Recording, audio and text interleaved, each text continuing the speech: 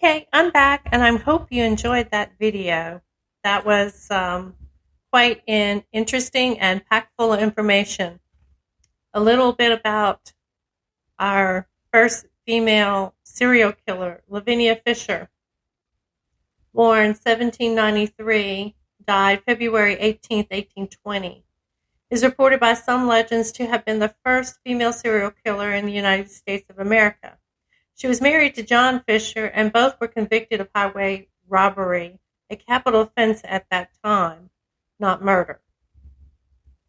Historians have begun to question the veracity of the traditional legend, and some assert that Lavinia Fisher never killed anyone.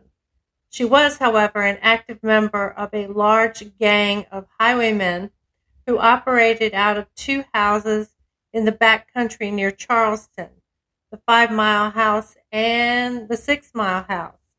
It is not clear whether the 6 Mile House was a hotel, but it served as a hideout for a number of outlaws. Their residence was in Charleston, South Carolina, for most of their lives.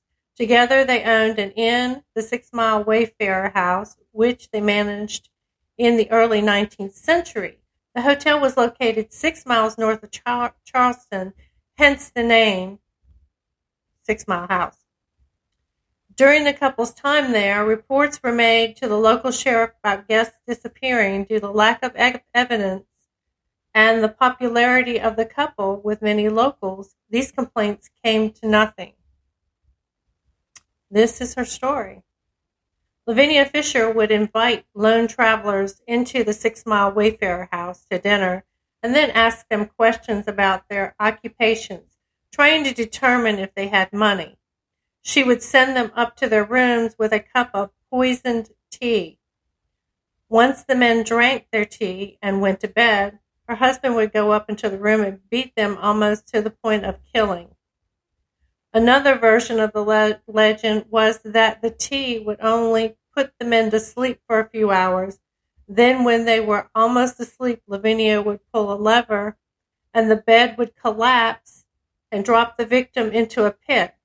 Some believe that there were spikes awaiting at the bottom of the pit, much of which actually occurred in the alleged murders at the hands of John and Lavinia Fisher, has become wildly exaggerated through time, so factual details are hard to find. However, contemporary news accounts in the Charleston Post and Courier claim that a vigilante gang went to the Fishers' neighborhood in February 1819 to stop the purported gang activities that were occurring there. Satisfied that they had accomplished their task, the group returned to Charleston, but left a young man by the name of David Ross to stand watch in the area. Early the next day, Ross was attacked by two men and dragged before the gang that had terrorized the region. Among them was Lavinia Fisher, to whom he looked up for help. However, rather than help him, she choked him and then smashed his head through a window. Ross managed to escape and immediately alerted the authorities. Immediately following this incident, another traveler named John Peebles asked if there were any vacancies. Lavinia replied that there was unfortunately no room, but he was welcome to come inside and rest and have some tea. John happened to hate tea, and not wanting to seem rude, he dumped it when she wasn't looking. She interrogated him for hours and eventually said she discovered that in fact they did have a room. He then went to bed. He had felt suspicious about the interrogation and was worried about being robbed, so he decided to sleep in the wooden chair by the door. In the middle of the night, he awoke to a loud sound of the bed collapsing and discovered the Fishers' plan. He jumped out the window and rode to Charleston to alert the authorities. Boy, he barely missed it, huh? Based on these two accounts, the assailants were finally identified by name: something that law enforcement had previously lacked. Police were immediately dispatched to the location, and during the ensuing investigation, Lavinia and John were located, along with 2 other gang members. John Fisher surrendered the group in an effort to protect his wife and shield her from possible gunfire. Later, during the interrogation, he again attempted to protect Lavinia by giving the identities of all involved in the gang. Nearly a full year elapsed between the time that their arrest and their execution. At their arraignment, the Fishers pleaded not guilty, but were ordered to be held in jail until their trial, which would take place in May. While their co-conspirators were released on bail, at the trial, the jury rejected their pleas of innocence and found them both guilty of highway robbery, a capital offense. However, the judge allowed an appeal, and they were given a reprieve until the January session of the court. During this time, the Fishers occupied themselves with plans to escape, as they were housed together at the South Charleston Jail, the Old City Jail, in a 6x8 cell and not heavily guarded. On September 13th, they put their plans into action and began their escape. Things did not go as planned, as the rope they had made from prison linens broke, leaving Lavinia trapped in the cell and John set free. He was unwilling to continue the escape plan and was recaptured. The 2 were then kept under much tighter security. The Constitutional Court rejected their appeals on February 4th, 1820. Both were sentenced to be hanged. Awaiting execution, John accepted the counsel of the Reverend Richard Furman, a local minister, but Lavinia became even more, I would say, enraged or irritated.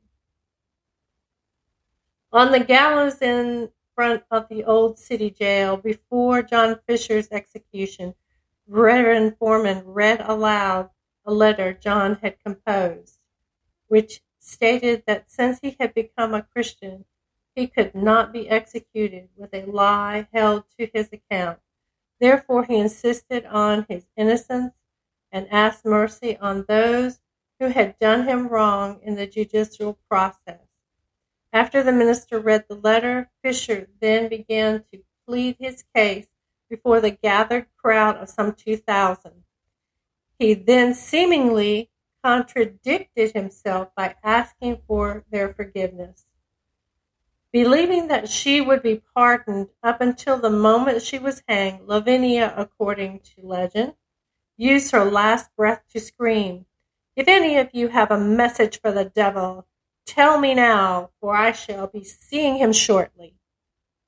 Then jumped off the stand and killed herself. Her ghost is believed to, or by some, to haunt the old Charleston jailhouse, and tourists still claim sightings of her ghostly apparition. Lavinia was buried in a potter's field near the Old City Jail. Claims of her burial at 150 Meeting Street or at 4 Archdale Street appear to have been fictitious, promoted by tour guides. So now you know the full story of Lavinia Fisher and her husband, John. So I hope you found that very interesting. As always, you can find me on Spreaker, Anchor, Facebook, Instagram, Getter, Spotify, YouTube, Google Podcasts, Reddit, iHeartRadio, and TikTok. Go to www.spreaker.com and Google Cat's Cauldron, and you can find me there. One shout out I would like to make is for our friends at the Veterans Ranch. Do you give $1? Well, do you? $22 a month. or $5 a week, 73 cents a day. Some of us spend $5 a day on Starbucks. That's really not a lot to ask. If we can just get 22 people or $22 a month,